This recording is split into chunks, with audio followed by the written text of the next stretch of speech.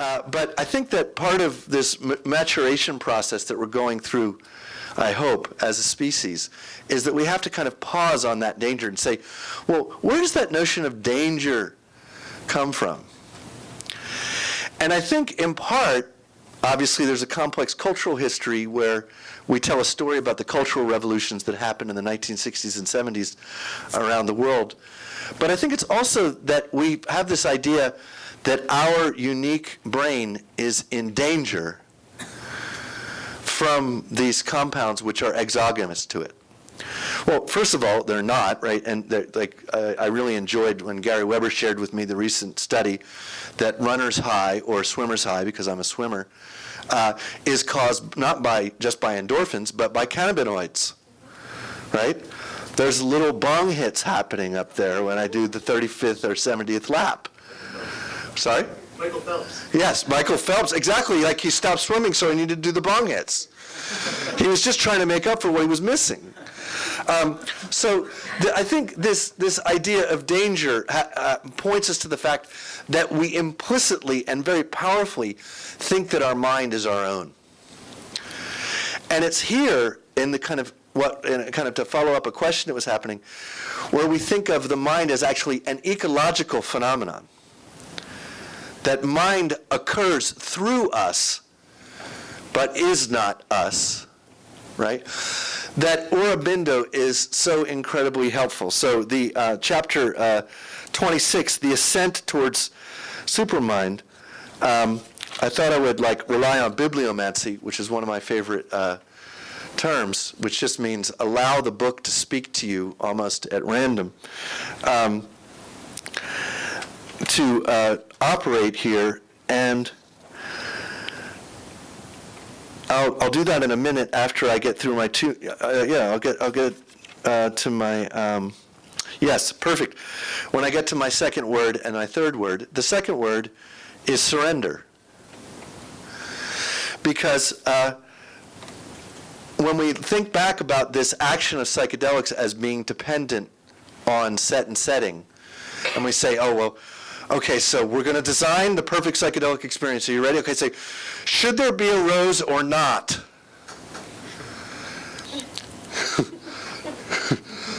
Maybe. Let's try the rose. Right? The possibilities are so infinite that it's extraordinary that right when we have access to this materialist explanation of consciousness, we actually experience the infinite. Right?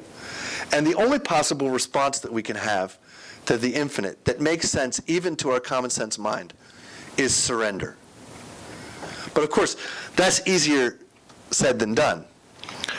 So it can help to piggyback on this process of surrender with this reminder that, again, Aurobindo, in integrating all these traditions, I mean, you can learn the Latin philosophical tradition, the Greek philosophical tradition, and the Sanskrit philosophical tradition, all wrapped up in this iterative fractal of chapter by chapter inquiry into the same place, which is his space of Satchitananda. Remember how a fractal is completely always repeating its own pattern. And the key thing that Aurobindo is not afraid to do, it seems, is to notice that this surrender is fundamental and necessary to our evolution, that we are evolving. And that consciousness, rather than just being a kind of bystander to consciousness, is, to evolution, which is our ordinary point of view, right? That we evolve, we know that we evolve. Shit, now I'm going to die. That consciousness is actually involved in a feedback loop with evolution. And it's involved in a feedback evolution, if I can use a shorthand way of talking, through shedding this 70,000-year-old or so habit of the I. And so Aurobindo, bibliomantically, says, for a real transformation, and this is from The Life Divine, the ascent towards the supermind, for a real transformation, there must be a direct and unveiled intervention from above. There would be necessary too, in other words, there must be that experience of the infinite, And we can think of that experience of the infinite as being some impossible elsewhere, or we can think of that experience of the infinite as the actually existing infinite possibilities of any particular psychedelic experience. Or if that's too far out for you, you can think about it as the actually existing infinite possibilities of any day that you have. One of the practices that I've really enjoyed doing that Gary helped me learn is very simple, which is at the beginning of the day, map out what your day is going to be. Say, oh, it's going to be like this. And I'm not saying intend it, just say, what's it going to be like? Come up with a map of what it's going to be like. And then observe what that thing really is like. Observe the difference between the map of your day and the day. And I'm not saying that the map of the day is inaccurate. I'm saying it's not the day. So while you're experiencing the day, that map looks sillier and sillier and sillier because you start noticing that each moment is filled with such incredible novelty that the map is a joke, right? So in experiencing that infinite, so there would for a real transformation, there must be a direct and unveiled intervention from above. That can be the experience of the fact that you're involved in this 13.7 billion year adventure of the cosmos. There would be necessary, too, a total submission and surrender of the lower consciousness. So, for example, yesterday when we were at Muir Woods, there was that great big slice of a tree that had come down with all of the rings. And just try to find yourself on that ring. Right? See how insignificant you are on that tree. And it opens you up to that possibility of surrender. There must be a total submission, surrender of the lower consciousness, where the lower consciousness is the idea, that you're in control, the idea that you're somehow the agency of your actions. A cessation of its insistence, a will in it for a separative law of action. So in other words, the idea that I am doing something rather than the fact that there is one massive unfolding doing that has been happening for 13.7 billion years, and you're part of it. This insistence that we have a separate will to action has to be surrendered, says Aurobindo. And lose all rights over our being. Like, we think that surrender is such bad news, so hence enter the supermind, right? If we can begin to feel ourselves as actually part of an ongoing evolution, it no longer kind of is simply our spiritual journey. It's no longer just our quest for happiness. We start to experience the fact that absolutely everything is trying to achieve this stillness.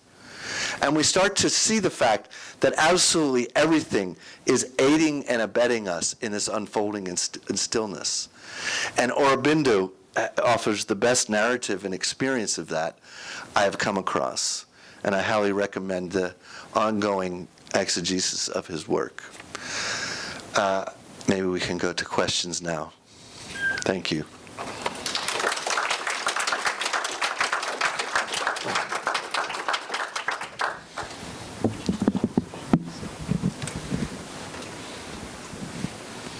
Good stillness. If we take up the narrative of all of us being part of the movement towards stillness, being part of that bigger, can we actually say that it applies to everyone, or is it kind of like in a paradoxical way, the people who are drawn to killing and all that their truth is otherwise? It's all one thing. The evolution, so for example, it's danger, right? When Darwin, would see a hawk take out a squirrel, I saw this happen the other day. It's incredibly beautiful, right? When you see a hawk take out a squirrel, you see danger, nature red in tooth and claw, right? We don't see the operation of natural selection as actually being involved in the ongoing dance of unity. right? So Darwin, who's actually remarkably close to Aurobindo in certain ways, closes the origin of species by saying, it is interesting to contemplate a tangled bank clothed with various plants and insects of various kinds, all engaged in the ongoing struggle for survival. So what appears to our localized consciousness as danger, as other people who are interested in killing and so forth, is, and this is our challenge to accept, part of the ongoing dance. And what appears to be the evil propagated by others is in fact an aspect of the unfolding. And that our conceptual labels of good and evil are just that. And the willing acceptance and surrender to the total perfection of the planet is so radically at odds with politics, both left and right, that it's almost indigestible by probably each and every one of you. But it's a remarkable practice to accept that absolutely everything that is unfolding is part of one dance. So no, we cannot separate those people who are becoming aware from those who are engaged in killing and such, because it is precisely that separation that leads to the being engaged in killing and such. We have a question about that. Running across the room. I can't see. Over here, over here. Over here. Thank you. Well, I also had an appreciation for Aurobindo in relationship to shamanism, and I really enjoyed the connection, and it meant a lot to me because it resonated in three ways, and I wanted to put one thing into the formula you put out. Cool. In regards to the personal experience of the supermental.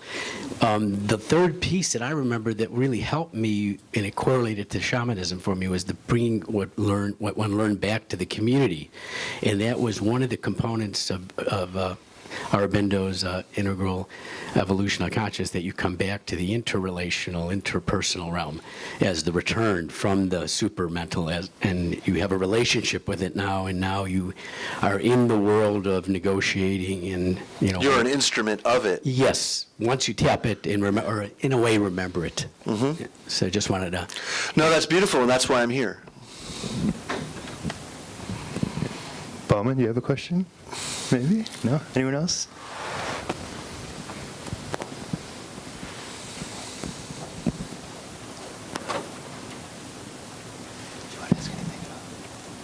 Ask a question.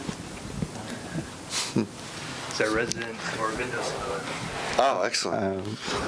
I had no questions. Well, I think what I can say is